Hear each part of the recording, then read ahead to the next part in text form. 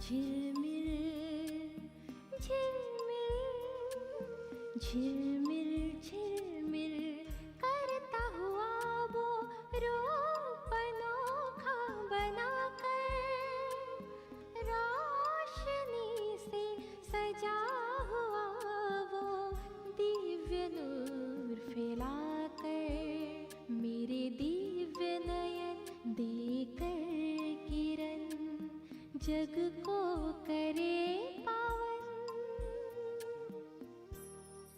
मेरे मन फरिश्ता बन उड़ जा मीठे वतन।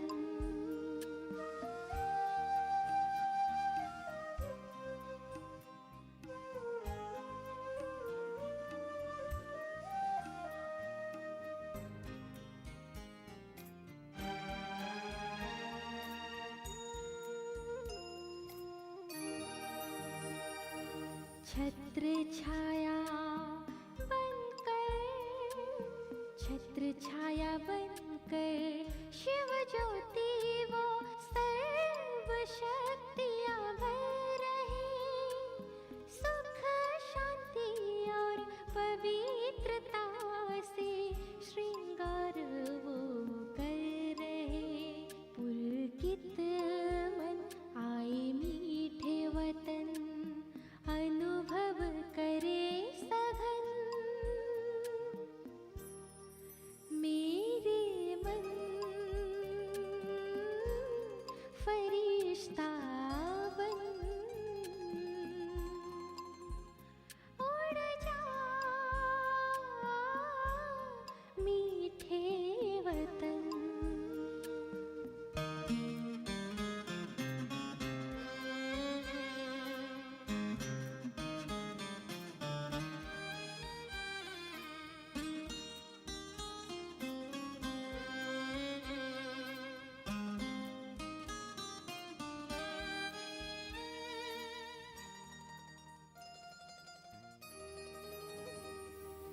दिव्य प्रकाशित, दिव्य प्रकाशित पंख लगाए मैं तो उड़ रहा हूँ, परम सुखों के खजानों से संपन्न हो रहा हूँ।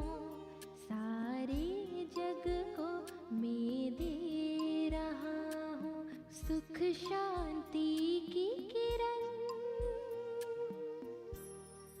मेरे मन फरिश्ता बन उड़ जा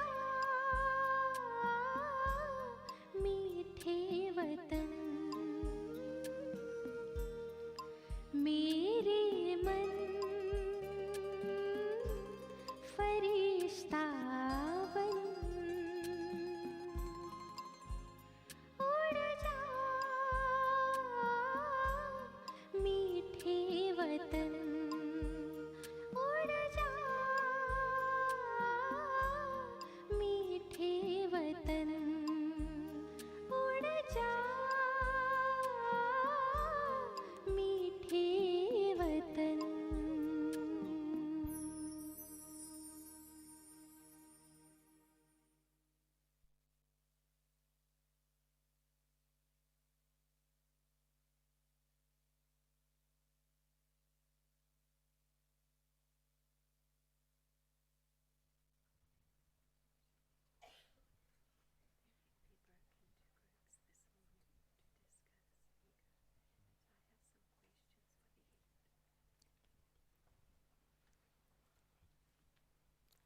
Om Shanti.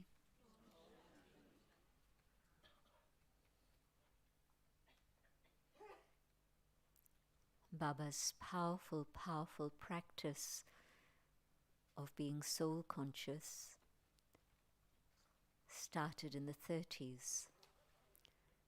And when we read the diary of Baba, which he wrote in 1932, So as early as that, he was already writing in his diary that I held court with my ministers. And he continued to write, I spoke to my minister, the mind, and said, why are you upset? You mustn't be upset. He spoke to his sanskars. You have to be calm, you have to be contented. And so it was something that Baba was practicing from a long time. Now he didn't know the detail of the soul, but he knew that soul and body were separate, and so was practicing. And then when Shiv Baba entered him,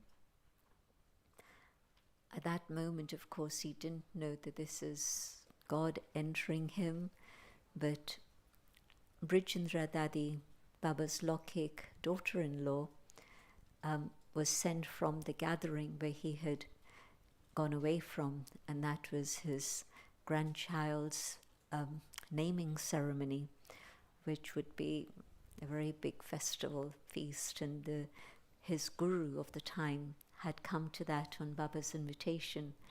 So the guru was there, the big gathering was there, this important occasion was there, and Baba left the room, and they thought he'll come back in a few minutes. He didn't come back for quite a while, and so Dadi Brijendra was asked by her mother-in-law, Jasota Mata, to go find him. And she looked around and didn't see him anywhere, then went upstairs to the little temple room that he had in his home. And there, as she opened the door, she saw this light filling this place. And she was so drawn that she sat down. And of course then that voice began to speak. And it spoke, Anand Swarupam Shivoham Shivoham, Gyan Swarupam Shivoham Shivoham, Prakash Swarupam Shivoham Shivoham. I am bliss, I am Shiva, I am knowledge, I am Shiva, I am light, I am Shiva. And there was no understanding of what had happened, but it was clear that Baba's life was transformed from then onwards. So, long story, and you know the detail of that. But Baba's practice of just being here, being soul conscious, continued. And my grandmother was one of 7 brides of 7 brothers. So 7 brothers, my grandfather was the second one, and so she was the wife and she relates how all the brides of the house would come to meet Baba whenever he visited, because they were close and it was family connection. And so Baba came that day, and each one of the brides lined up to take his blessings. And this you would do with any elder in a family. Even today, children are taught to do that for their elders. And he would put his hand on her head and give blessings. And so that was normal practice. They came up, but this time, instead of giving blessings, Baba raised them by their shoulder, the first one, and said, "You're a soul, I'm a soul. You mustn't do this anymore." And they were thoroughly confused. It's tradition, and so why is he? And he was part of that tradition for so long. But again, that practice of soul consciousness. And something else that I think perhaps not many know, but Brijendra Dadi also relates how he filled volumes of books in which he was writing to himself in the Sindhi script. I'm a soul, Jasudha is a soul, Kishore, his son, is a soul. And so he was practicing soul consciousness in a very practical way. This is before Baba's incarnation. And then, of course, after Baba's incarnation, gradually things became clearer. So you can see that when Baba speaks about how it's so important to practice soul consciousness. It's something that he himself was doing. And when we met Baba, first when I was little, and that was just love and nothing more. But when I was 16, we went to Abu for the first time, me and my brother. My mother had been to Abu already. And Madhuban was very small, about 30 people in Madhuban Nivasis. Today, 2,000 residents. So big change. After the evening class, Baba had said to Dadi Janki to bring us to his room. And so we went to his room, and Baba had a few questions for us. My brother was 12, 4 years younger. So he said to us, "Children, have you brought your towels? Otherwise, Lachu Dadi was there, so Lachu can give you some. Have you brought your toothbrush and paste? You've got everything, otherwise we've got plenty in stock we can give you." And said, "No, got everything." My mother had prepared our packing. She knew what to expect. And then he said, "You're not in the habit of eating chapati, and so we don't have a bakery here, we don't have an oven, but we have some in the village, and so we can get you some." And said, "No, Baba, we're used to eating chapati, so we don't need bread. What about biscuits? Do you want biscuits? We can get them from..." Here's Baba, the Prajapita, the father of all the people, and he's at that time end of 80s, and yet he's taking the time to ask these children all these detailed questions.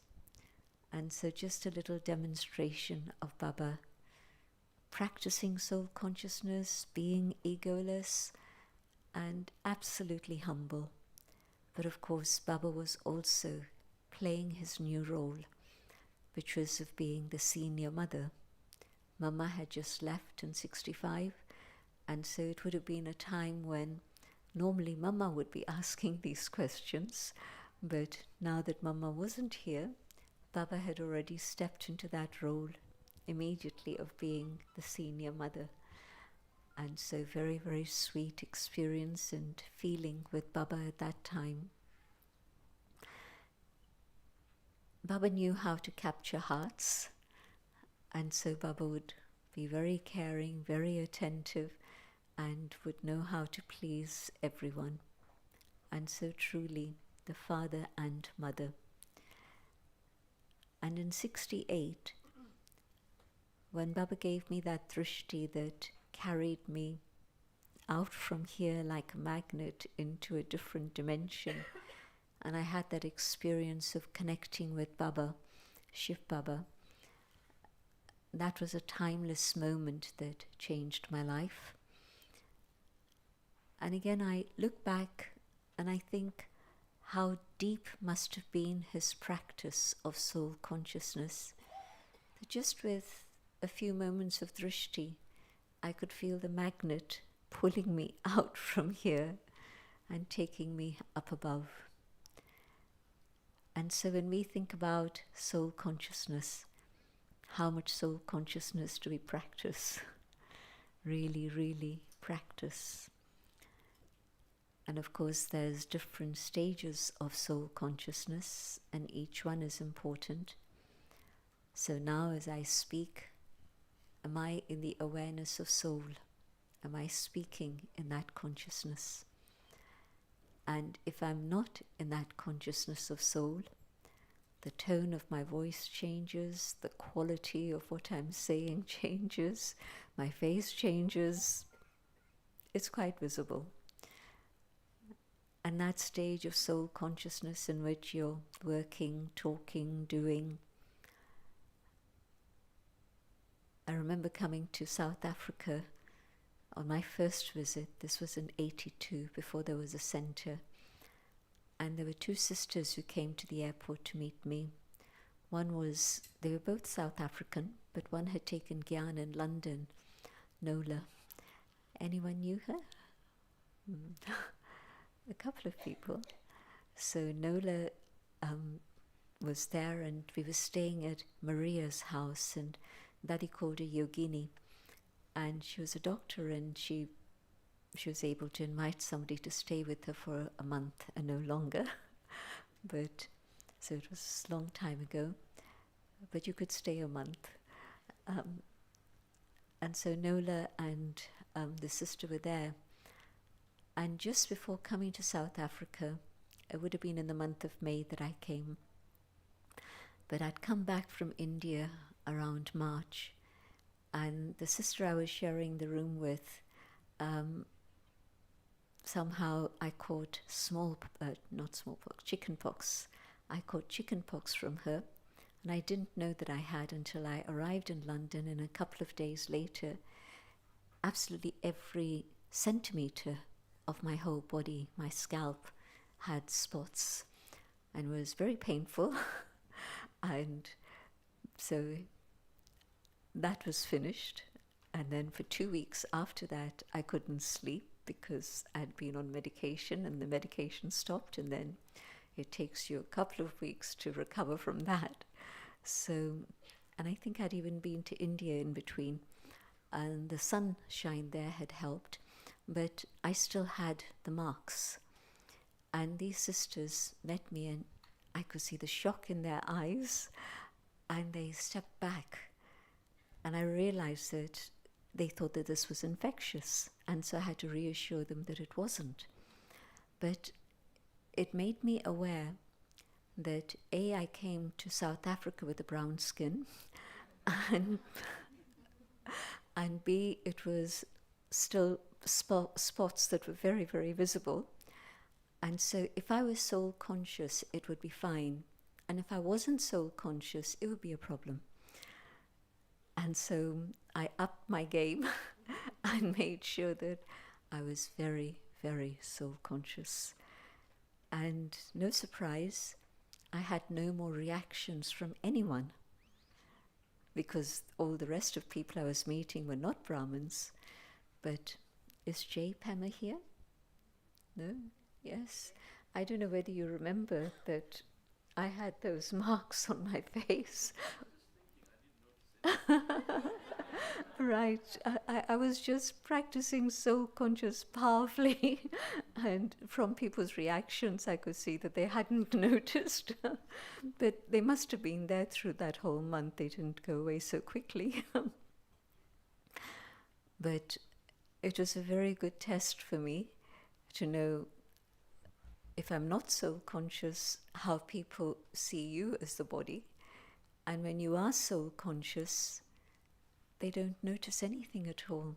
So it's not just working for you, but it's working for others also.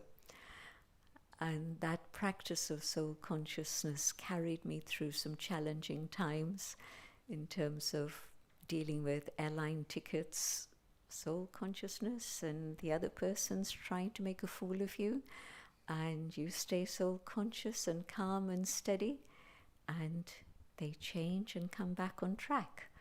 Otherwise, they're trying to fiddle you. That was a real experience. And another time when I was in a studio in Texas, and it was a radio interview.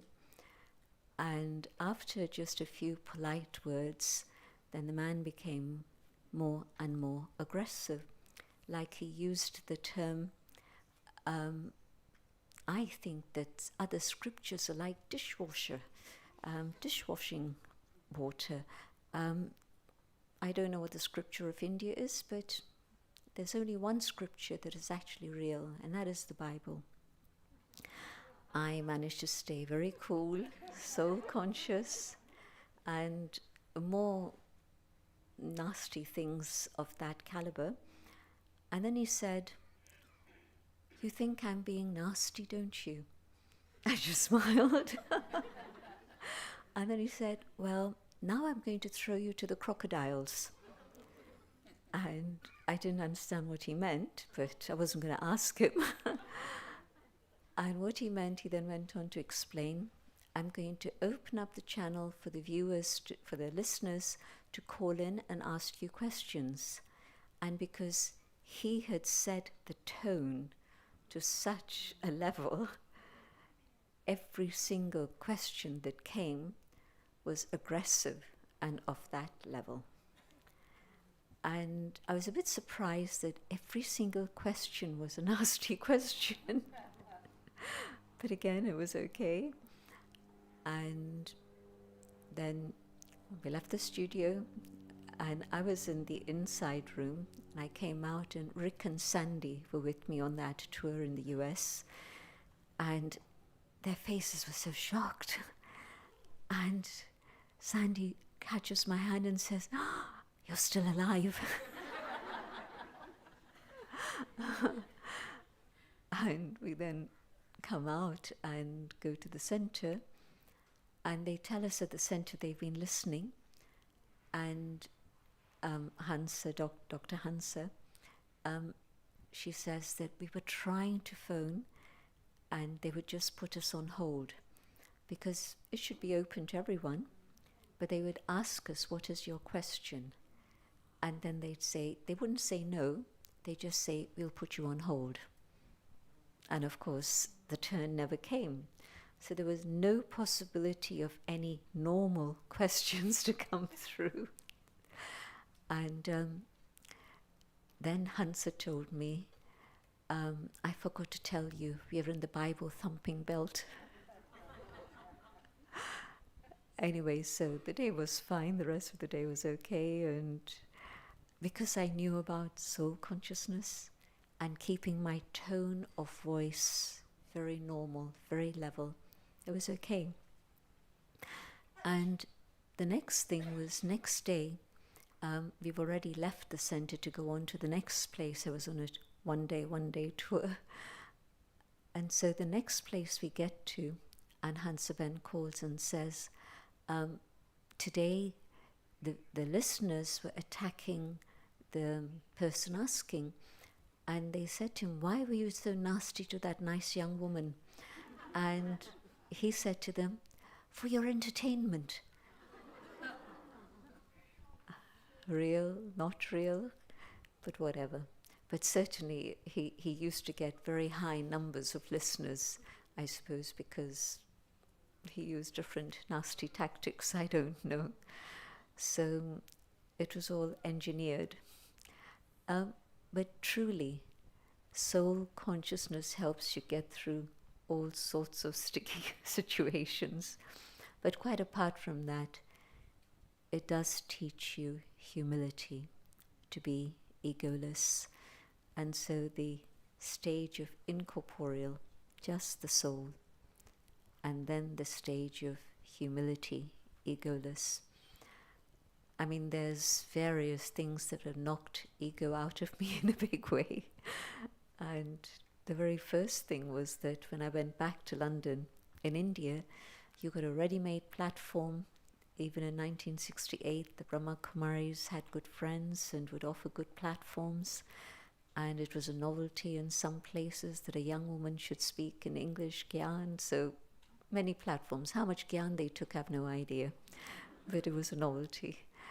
And then I come to London and I go knocking on many doors and they say, "What are you going to tell us?" And I tell them about yoga. And I tell them soul connected with God. And I realize that they're not going to accept anything because the concept of omnipresence is so strong. It had already migrated a long time ago to the West, but now there were yoga schools, and of course that was a concept they were all teaching. Yoga, physical exercises, but together with that then a little bit of meditation, and it was omnipresence. And how much Gyan did I have? I'd started April, and it was now 14 months later. And so not much Gyan, and certainly not much Dharana. And so I couldn't answer their questions. They'd come at omnipresence from here, but it taught me a lot. But I wrote to Dadi Prakash Mani, "I don't want to stay in London. I want to come back to India. There's no service to be done here." And in her total wisdom, she wrote back saying, "Even if there's no service, there's self-service." it changed my track completely, and I started a practice of 2 hours of yoga, 30 minutes of yoga in every 2 hours. And I would also keep a chart of soul consciousness. What percentage of soul consciousness did I have through the day? And so I'm grateful that it knocked a lot of ego out of me, but also it gave me the opportunity to practice. So, and 1 year's practice later, then the doors of service opened and the delegation came and many things happened. But 1 year of practice with attention. Now I don't know who's going to have that fortune, but I used to think about the daddies and how they had 14 years of practice. And I used to say, I wonder if I'll ever get that opportunity. So I didn't get 14 years, but I got 1 year. But now I doubt if you're going to get 1 year in which you can be free from everything and just practice. But what you can do is keep a chart. Now we have the every hour traffic control here, but also many centers across the world. It started in Madhuban and we follow Madhuban. And so in that time, that 1 minute of silence every hour, just check. I'm soul conscious now. What was my stage through the hour? Trying to check at night, you won't remember, no way. But every hour, even if you don't write it down, just catch a glimpse of the past 50, 60 minutes and you'll know. And it'll help you be more attentive through the next hour and so on. And so that is something that's very doable. You can practice that and that will help you. But the dadis also, the intoxication that they had through that time when there was nothing, literally, physically nothing, both during the time in Abu, but also after Abu. When I saw the Brahma Kumaris in 57 in Pune, they had very, very little. And that continued till gradually things started moving in the 60s. But even in the 70s, things were so basic, so simple, that there wasn't a lot. But the power that they had was a power of soul consciousness and humility. Many of you here met Dadi Prakashmani, and you know how she would be just available. She'd read Murli in Om Shanti Bhavan. After that, Dadi Janki would come and take class, and Dadi Kumarka would come down, and we'd usually be there in the winter months, February and March, and Dadi Prakashmani would be sitting in the courtyard, and we'd come down from Om Shanti Bhavan to Pandav Bhavan, and she would just be available. Anyone, everyone could go and speak to her, literally. I remember being in a place called Liberia, and I'd met one of the mayors in the US, and he had invited me to this mayor's conference that was going to take place. So you get an invitation, and even though you don't know anyone, you go. And so I was in Liberia at this mayor's conference, and there was another person who was there too, who wasn't a mayor. Non-mayors were invited to be guest speakers. And so he and I started talking, and it turned out that his guru, he saw him as his guru, was Ron Hubbard. Anyone recognize the name? Scientology.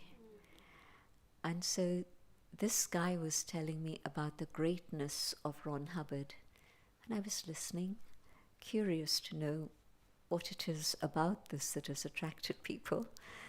And he was just telling me about his greatness.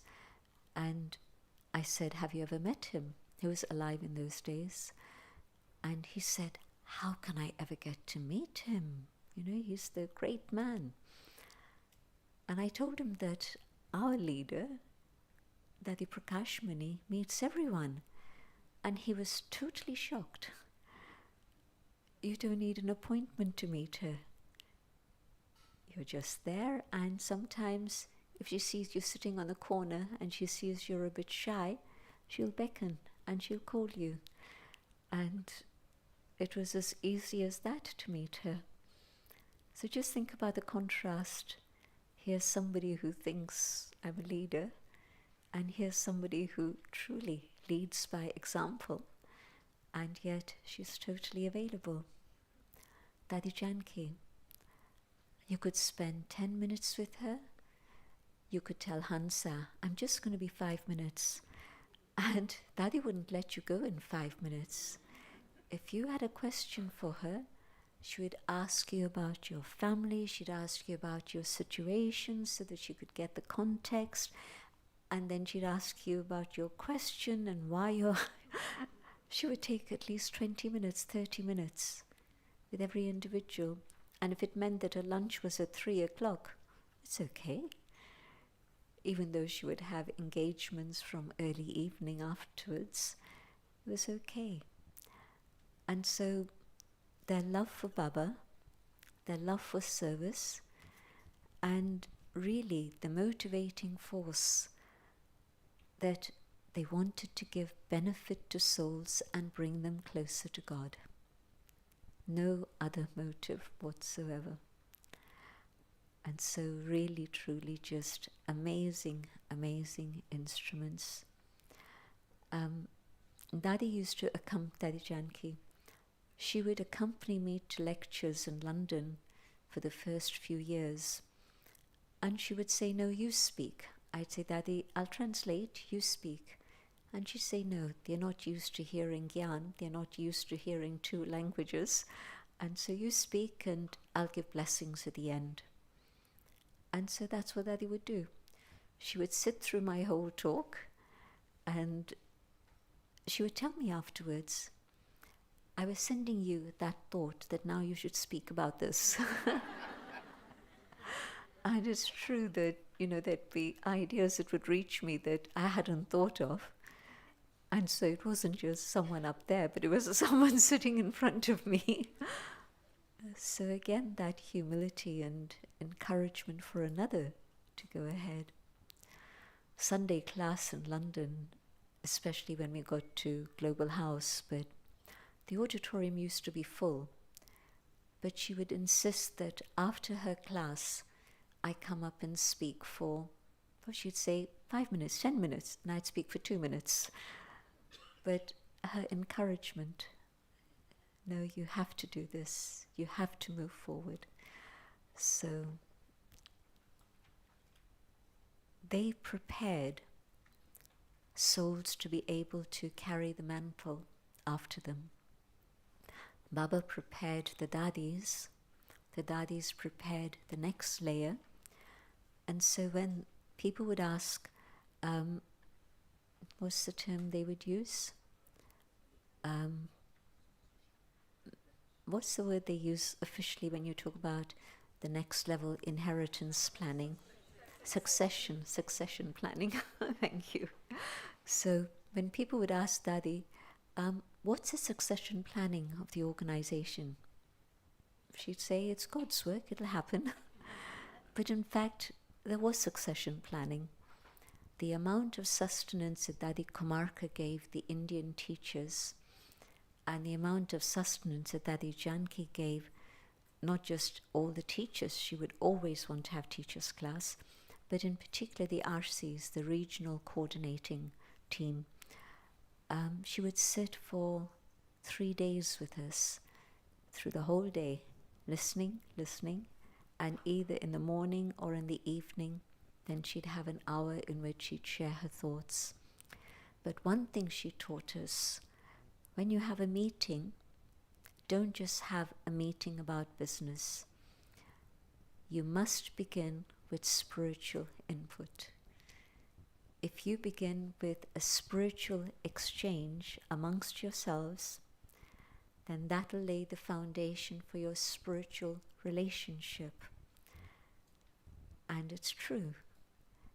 The connection that we have with each one within the RC group is not something that just happened by chance, but she made it happen. With that awareness that this is the next team. And so there's a very sweet spiritual relationship that we have together. But again, her humility. You talk about your spiritual journey and where you're at in your spiritual journey. Sometimes she'd be there listening, but sometimes she wasn't, but she'd listen to all the things we were talking about and planning and discussing, and then come up with her suggestions. So, where they say that a leader doesn't just speak, but has 2 ears. So the amount of speaking is half the amount of listening. It's absolutely true. So, laying the foundation of spirituality in any team, and now everybody talks about teams, but how many teams work and how do they work? It's when there's even one person with ego, the whole team gets disrupted. But if you create another level of connection, and I'm thinking about Lokik teams, and you can't suddenly talk about your spiritual journey, but at least if you talk about each other's well-being, just have an exchange which isn't just transactional, but it's a relationship-building team, then it's good. But the Dadis practiced incorporeal and egoless. And I saw Belinda with a stack of questions, so let me stop here and we'll see what those questions are.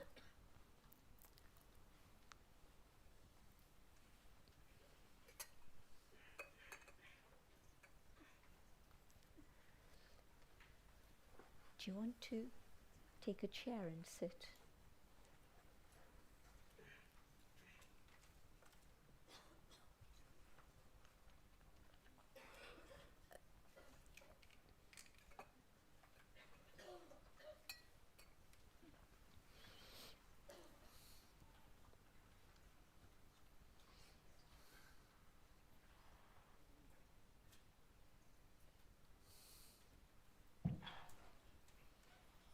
Om Shanti. So, I had a feeling this would happen, but I think many of these questions are answered. You started by talking about Brahma Baba's efforts, and there were some questions there. But I think the soul conscious practice answers many of these questions. But to go into some detail, let's see how many we can go through. This question is about ego and tolerance. When or how can we discern if it's our own ego or karmic accounts or subtle sanskars of other souls that don't change?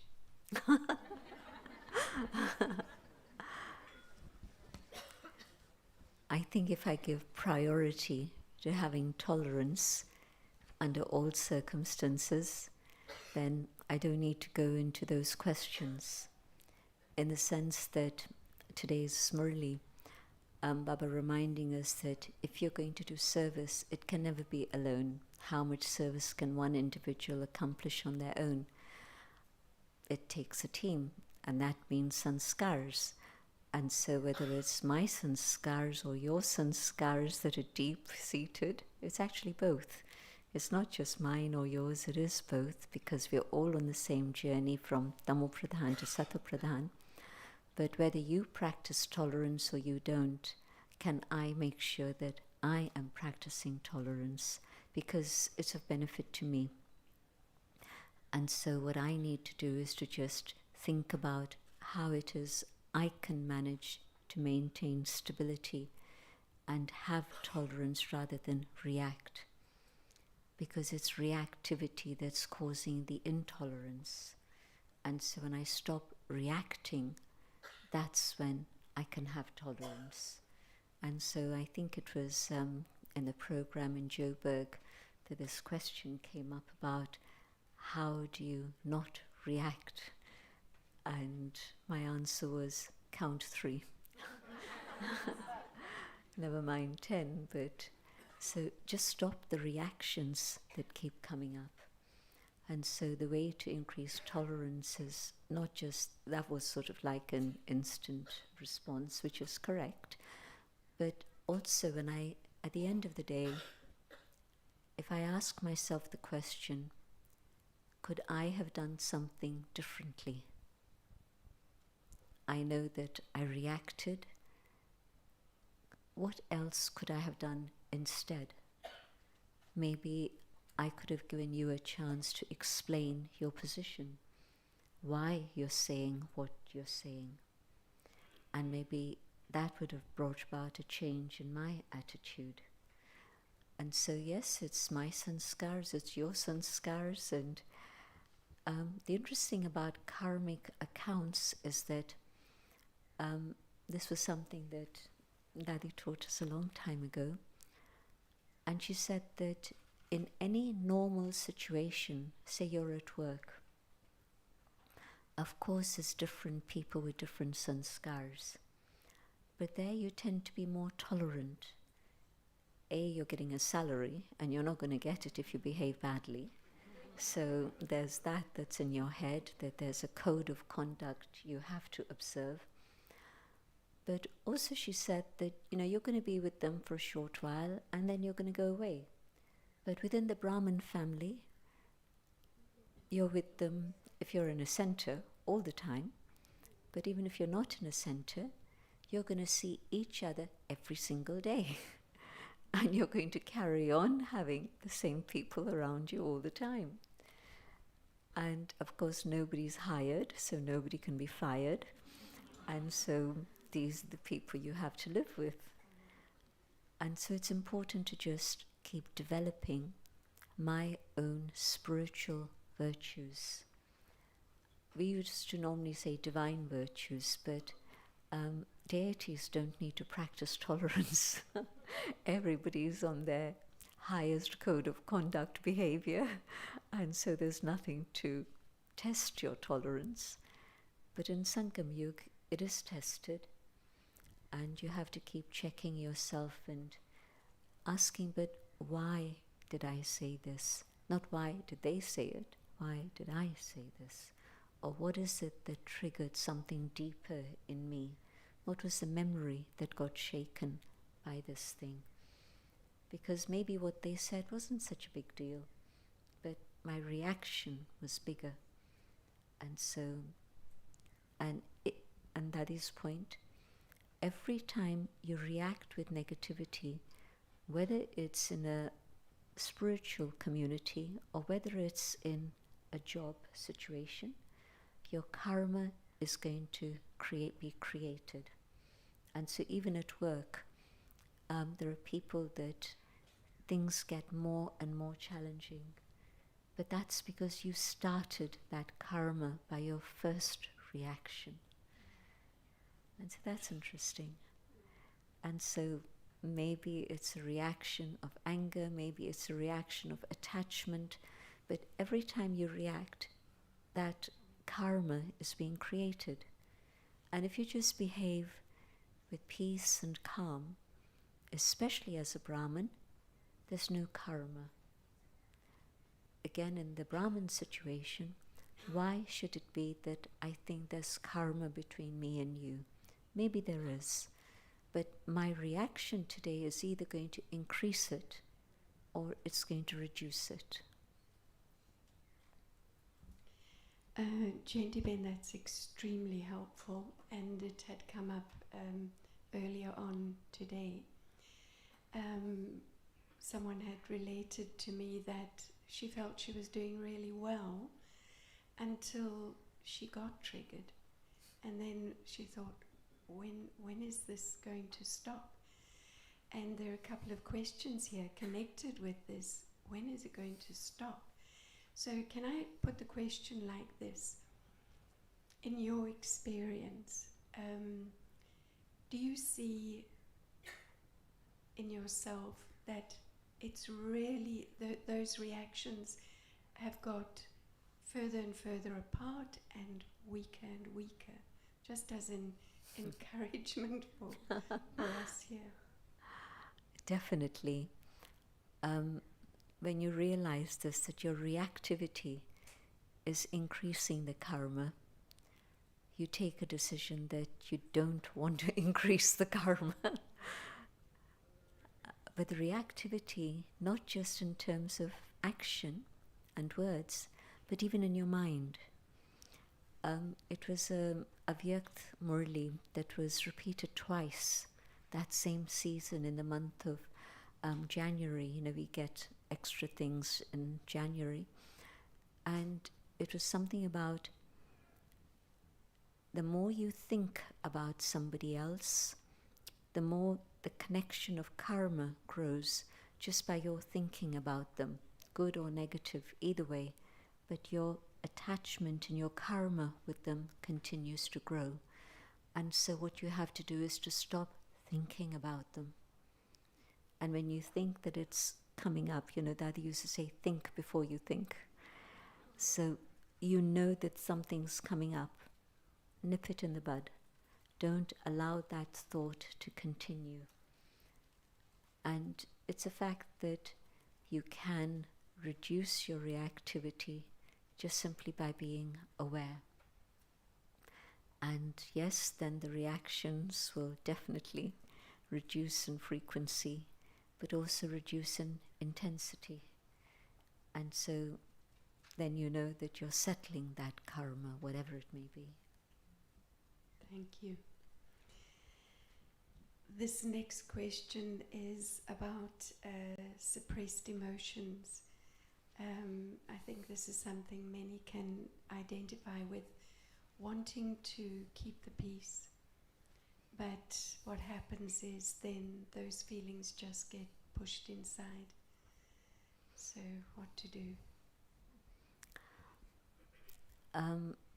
I know a woman who took Gyan in 1975. I can date it, very early on in London. And she was very much part of a traditional Indian family. And then she left her body just a few years ago. And in the last couple of years, we saw a very interesting situation. Her husband had died earlier anyway, but by now she was living in a Brahmin center. She'd been helping and serving and so on. But now she kept getting angry with whoever went to see her, except two people. Balwan Bhai, whenever he went to see her, she was always sweet, and when I went to see her, she was always sweet to me. We didn't have any karma. But anyone else, especially from her Lokik family who went to see her, she would get angry with them. And my understanding of that was that it was the suppression she'd experienced through the whole of her life. And now it was just being released, it was coming out. So more or less everybody just sort of gave her a lot of love and so on. But it was very clear that suppression is going to come to a state of explosion at some time. But also another thing I learned many years ago was that suppression leads to depression. Now here's a person who, on one level, everything seems okay. But so why are they depressed? But it was the suppression of various things, and it brought them to that state. And so what Baba's teaching me is not suppression. Baba's teaching me transformation, which is very different. So here's a situation in which normally perhaps I would have got angry. But now today, I'm able to maintain soul consciousness. I'm able to feel peace inside myself because I've worked on myself, practicing soul consciousness, practicing I am peace. And in that awareness, your anger or your words or whatever it is will not trigger a reaction from me. So the practice of Gyan, and Baba said today, talk to yourself. It really is the answer to everything. Talk to yourself, but in the context of Gyan. What did Baba say today? And how does Baba look at this? What would Baba say? So just keep practicing this and your reactions will change, and it's not suppression then, it's a transformation. Beautiful, yeah. Transformation but I think there's some fear there, isn't it? If you're suppressing, it's fear of what others will think, or the fear has been instilled in us by society. Men are not supposed to say this, do this. Women are not supposed to say this and do this. So it's social constraints that have been put on us. And there was recently Baba saying, Baba's come to give you freedom. Freedom, mukti and jivan mukti now. Future, yes, it'll happen. But it was a lovely thing, because normally Baba says, Baba's come to give you Gyan, Baba's come to purify you, many things. But this time Baba said, Baba's come to give you freedom. Mukti, here and now. And so fear, again, how does one deal with fear? It's soul consciousness and Baba's remembrance. And so then as you rise in your own stage, then a situation in which you would have been afraid to say something, you're now strong enough inside, you have your dignity, your self-esteem through soul consciousness, and you're able to say it calmly without emotion. Because usually when there's something that is suppressing us, then we burst out, it's with emotion, and it's not taken seriously. Well, she's like that anyway. But if I'm calm, then I can state my case very respectfully, but state it. Thank you. How much time have we got? We've got time for another one? Oh, wonderful. Okay. So this is also, I think, something that will help everyone. Can you expand the ego involved in feeling? No, I think it's explained, should be. Can you explain the ego involved in feeling excluded, judged, insulted? And what can we keep inside us not to go through these again? There's ego, which is visible, and there's inverted ego, which is these things, where you feel excluded, judged, etc., etc. And ego is so subtle that it takes forever to deal with it. Which was the first vice that started in the Copper Age? Ignorance, body consciousness, ego. And then the lust and the attachment, all of that came after. So put it into context. How long have I had ego? I've had ego for 2,490 something years. That's how deep it is. And so this is why every Murali, I've not counted, but I think every Murali mentions be soul conscious at least 5 times, 6 times, and sometimes even more. Because Baba knows it's that deep. The body consciousness and ego is so deep. And so it's body consciousness that makes me feel I'm being judged. Whether I am or not is secondary, but the feeling that I get is, why are they saying this to me? The inferiority complex that I'm experiencing, because there's comparison, there's competition, there's all these things. And so because of that, I see that you're better than me at whatever it is. And so I feel less than you. No. I need to connect with the original qualities of the soul. That is truly my birthright as God's child.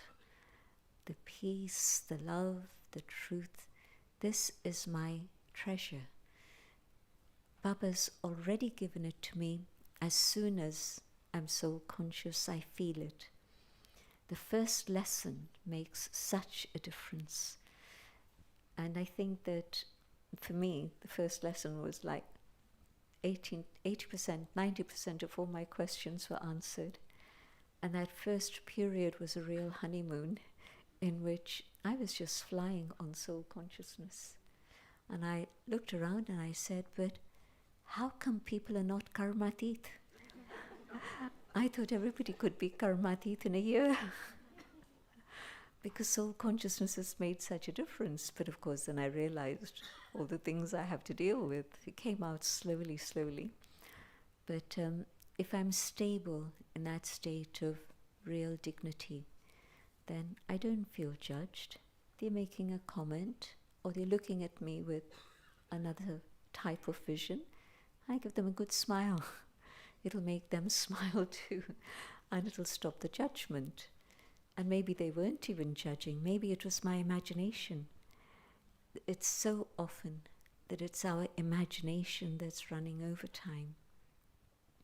And so get away from the ego that's visible to the ego that's the inverted ego, and just practice connecting with your own original qualities. Not just I'm a point of light, I'm a soul, but going into the depth of that, the feeling of that peace and truth that is really within the original state of the soul. And your self-esteem grows, your dignity grows. That's reminding me, Jayanti Ben, of very powerful lessons that I've had from you with regards to not being influenced. Now that's, I know, a huge subject, but the influence of worrying about what people think is such a deep thing in us. So you're probably going to talk about soul consciousness in that regard as well, but anything else that we can do to really help ourselves, not a I don't care attitude, but to free ourselves from that grip that the opinion of others has had over us. Keep Baba's canopy over you, and that will protect you, and it will also help you see where there's constructive criticism that's coming, because sometimes it may be something that escapes me and I need to look at, but also where it's uncalled for, unjust, it's okay. Let me just keep that canopy above me, and that'll keep me protected. But at some point, that canopy also can reach them and help them. So I'm not ignoring it. I'm first of all just trying to discern, well, is it just my reaction again? Or is it truly something I need to look at? Thank you. This next question is an interesting one. It says there's a fine line between control and responsibility. So how in a situation to know if I'm being controlling or taking responsibility? I think when we've created a team, or I'm part of a team, and we have a good relationship with each other, then you share responsibility, and nobody will feel that they are being controlled. but it's shared, and so you know that if somebody isn't doing what they need to do, you can just gently say, I know you don't have time for this, shall I do it? And they won't feel offended, because there's a relationship of respect that's been built up. So I think that where people feel that you're controlling them, there's no relationship there. And so then they feel that it's control, it's interference, it's not right, you haven't been heard, all these things come up.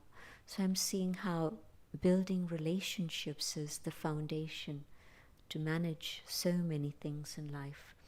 And so where I feel responsible for something, I'm saying to Baba, Baba, yes, I want to do this to the best way that I can, but I don't want to tread on other people's toes. And so Baba will then guide you through that. If I could just add another question onto that, and that is around trust. If I'm too controlling and I'm struggling to trust others, what can I do to increase my ability to trust? Big subject. Again, one of the things that I heard from Daddy and then practiced it, trust begins inside. How much do I trust myself? And why is it that I'm insecure inside and I don't trust myself? When I see that I'm moving away from what I know, yet I still do it, I'm not being true to myself, I'm not listening to the voice of my conscience, I lose trust in myself.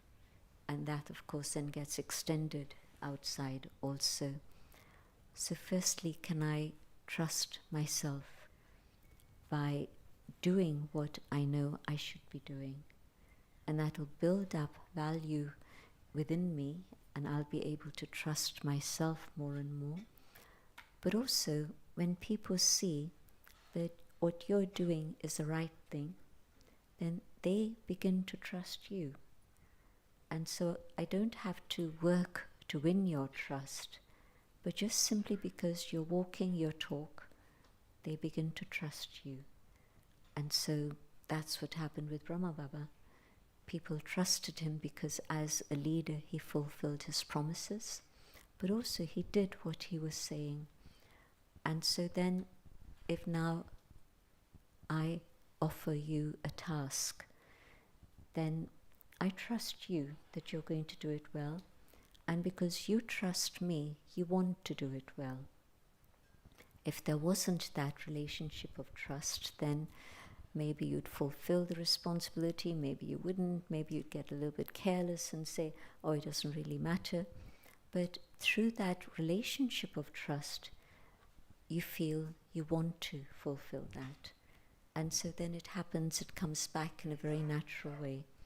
And if perchance you don't fulfill it, then if I give you a signal or even ask you, well, was there something wrong? What happened? This didn't go in the way it should. Then you'd be able to tell me what it was. And if it really wasn't valid, then you'd be able to see that it wasn't valid. But I see how trusting myself, trusting you, building that mutual relationship can make things create satyug. And that also is dependent on the ego, isn't it? In that situation, I'm thinking of self-trust. Why would we not trust ourselves? Is that a form of ego as well, the other side of ego? Rather than use the word ego, because it's generally associated with the extrovert side, it's just body consciousness, that I've lost that awareness of soul, I'm now in the consciousness of this, and so I'm not fulfilling the values that I know I have. Thank you. Lovely. Are you enjoying I'm so absorbed.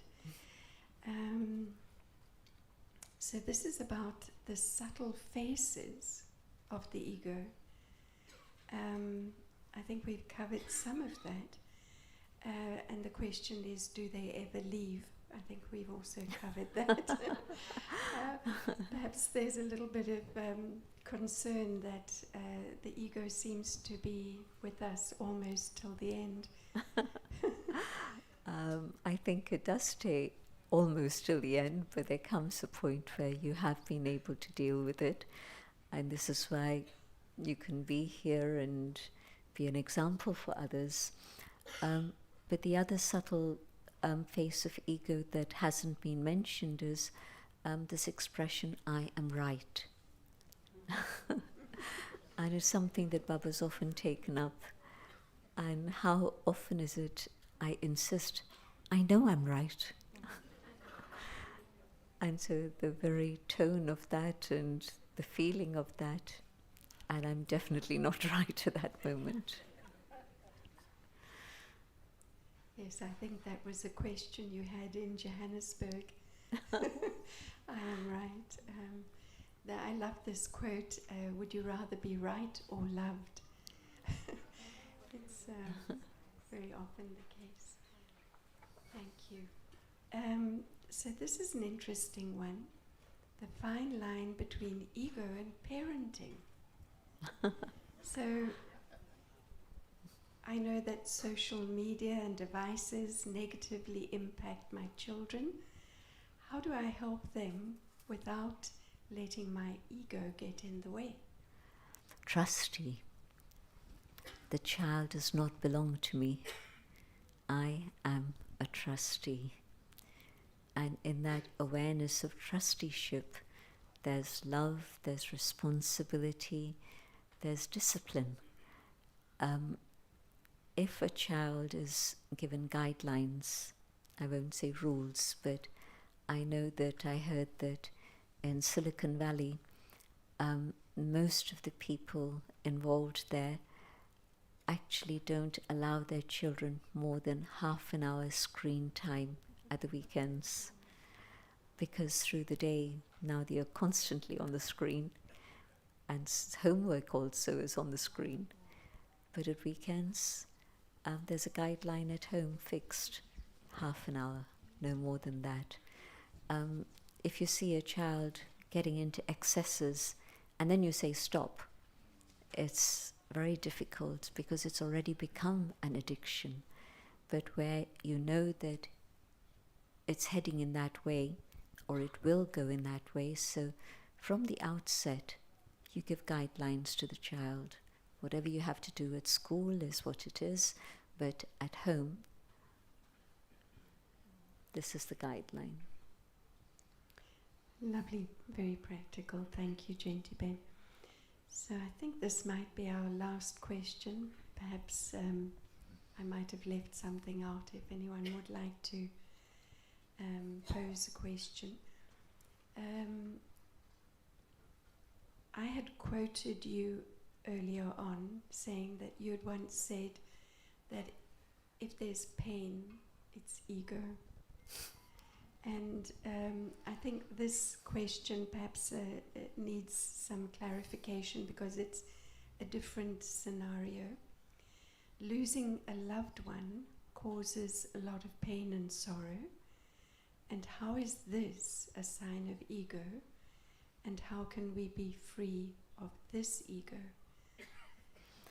The connection of pain and ego is actually directly from Avyakt Bapdada, because I always used to have this question in my head, how can you give people a signal that they've got ego? You can't. Their ego will not allow them to accept it. You know, it's a tail behind you. You can't see it, and everybody else can see it. But for me to accept it is very difficult. I'll always make excuses, oh, she's jealous of me, or she's in competition with me, or, you know, my mind will go whirring around. But it was Baba who said this, and after I'd had this question for a couple of years, then Baba said it that time in the 90s, I think. And Baba said, well, whatever has happened, why is it that it should cause you sorrow? It's your ego. And then you think about it and you realize that if they'd said something and it didn't hurt you, well, that's your stage of soul consciousness. And if they said something and it hurt you, it was my stage of body consciousness. And so in this thing, yes, there's going to be sorrow, and there may even be tears, but yet deep down inside you know that that soul finished its part and has gone on to play another part. And you have to let go. If I'm holding on to the part that that soul played here, and now it's somewhere else, it's preparing itself for its next role. And my thoughts of attachment are going to be pulling it back. And so if there's real love, then I want that soul to be free, rather than be pulled in any direction. So I have to learn to let go. Can I just simply send them good wishes with Baba's remembrance, so that then they have my love, they have my good wishes, and they're moving on their journey rather than being pulled back? That helps a lot, because if there's real love, then you want to help rather than hinder. And so knowing that this is going to be a hindrance for them, you don't want that to happen. You want to help them and support them on their journey. And in terms of all the daddies, how much love did we have for the daddies, and how much do they help us? And yet Baba keeps reminding us, all the supports that you have are going to be pulled away from you, which is what's happened today. Sakar Baba left, before that Mama left, and that of course you can see within the drama how it was so accurate, so that Baba could then have the focus and not just play the role of mother and father, which was important, but also that whatever support the daddies, basically it was the daddies were taking from Mama, that support would finish. And then Baba himself flew away. And so even that support with a human being finished. And then for years and years we had the support of Avyakt Bap Dada. And once Dadi Gulzar went to Bombay, Baba warned us ahead. On the 15th of December 2017, Baba told us, this is farewell. And we had workshops. What did Baba mean? What did Baba mean? And we didn't understand that Baba was actually saying goodbye. Then yes, Baba came on the 31st of December, and my hope had been Baba would clarify what he meant, but he wasn't going to do that. He just had a very happy gathering and lots of love and people singing songs, but after that, no more. Dadi Gulzar went to Ahmedabad, to Bombay. She didn't come back. And then she flew. And so then we realized it truly was the end of an era. Avyakt Bap Dada's role had finished, full stop. No matter how many phone calls we were trying to make to Bombay to persuade Dadi to come back, Baba had said goodbye, but we didn't understand. And so all the external supports that we have, no matter how much benefit you've had from them, Lokik relationships is one thing, but I'm looking at the general community of the Brahmakumaris. All our supports have been taken away. And if you have a special friend who supports you on your spiritual journey, well, today they're with you. Who knows for how long? And so drama is moving us in that direction where I have one support. And I'd better understand that now and practice that now. Otherwise, I'll have trouble at the end. That's a beautiful note to end on. Thank you so much, Jayanti Ben. I think that's the thing that we have to work on now. None but one. So I hope you all feel that your questions were answered. Anybody still feeling that, or maybe a question came out of the discussion, Jayanti Ben sharing? Everybody okay? Wonderful. So big thank you, Jayanti Ben. Very rich. I have to say, it's from Baba, it's from Dadi and the other Dadis. Really, I didn't know any of these things.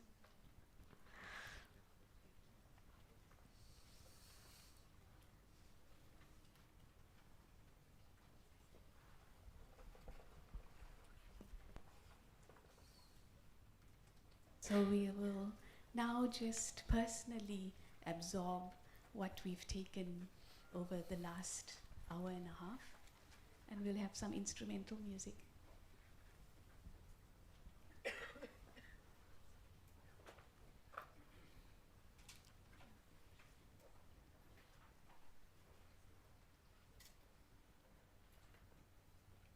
Om Shanti. So we'd like to invite you to, as Raksha said, reflect in silence on all of the rich and nourishing gyan that we've just received. And we would like for you to actually take the time to journal some of your own thoughts, having heard so much, absorbing it now. So the following questions can be used as your guideline. You might want to make a note of it. It's simple questions. The first one is, what stood out for me? What stood out for me? You got that? Next is, why is it significant for me at this point in time? Why is it significant for me at this point in time?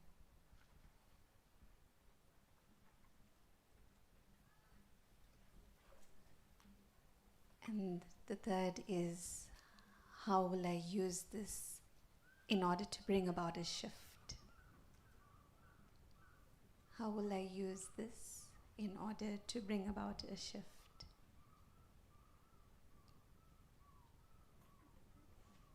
How will I use this in order to bring about a shift? Okay? So for the next 5 minutes, we can reflect and use those questions as a guideline.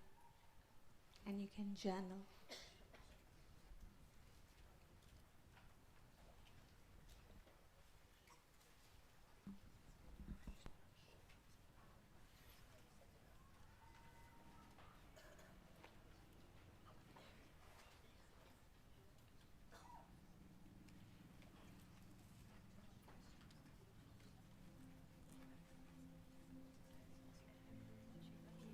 This is just 5 minutes. And then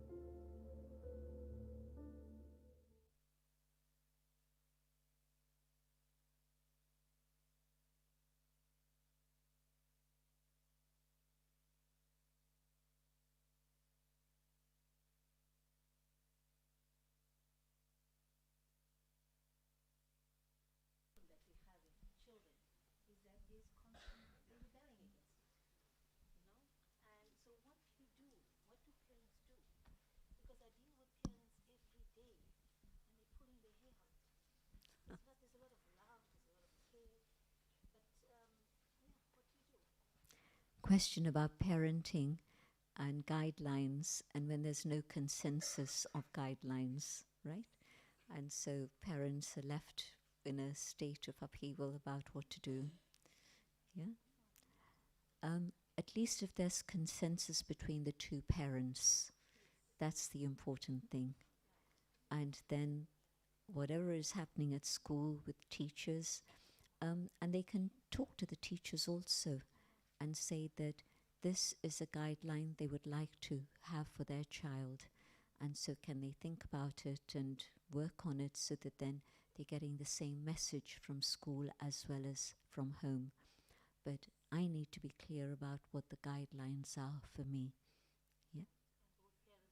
And both parents have to be on the same page. Absolutely.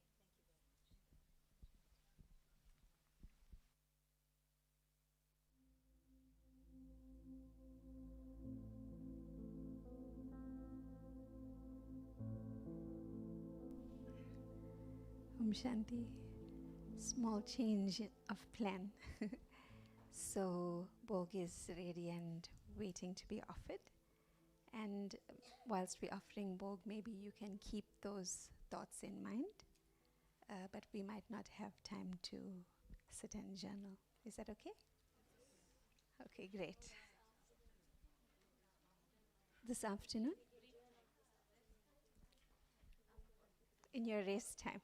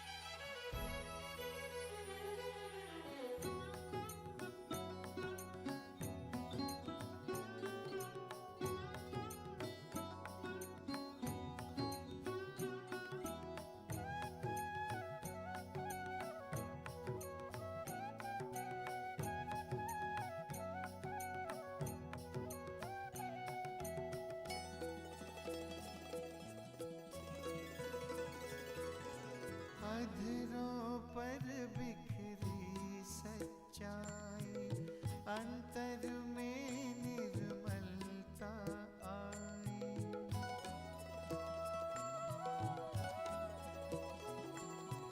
अधरों पर बिखरी सच्चाई, अंतर में निर्मलता आई।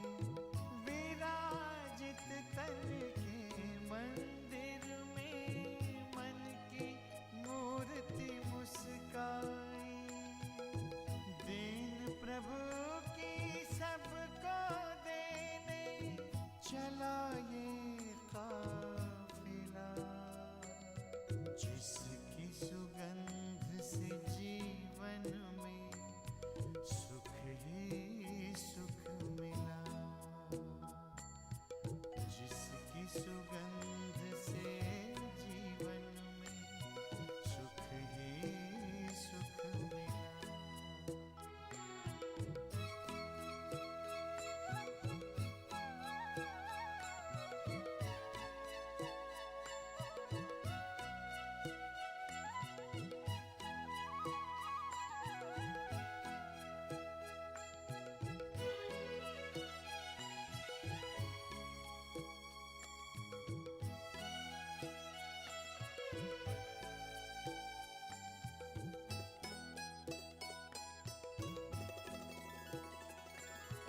निश्चय ने निश्चिंत किया, निश्चित विजय हमारी।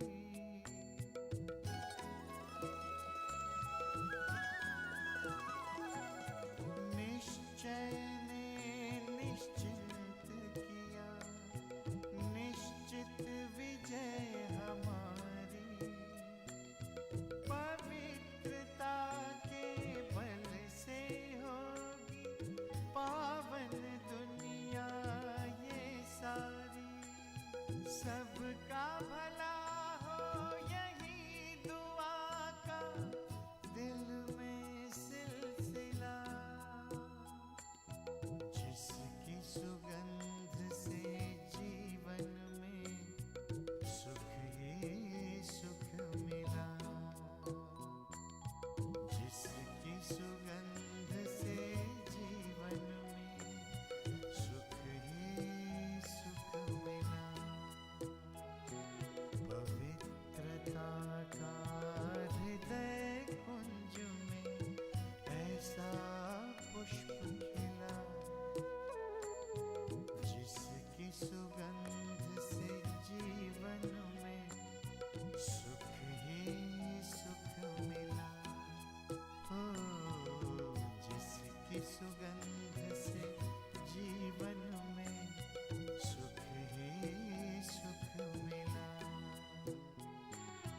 जिसकी सुगंध से जीवन में सुख ही सुख मिला।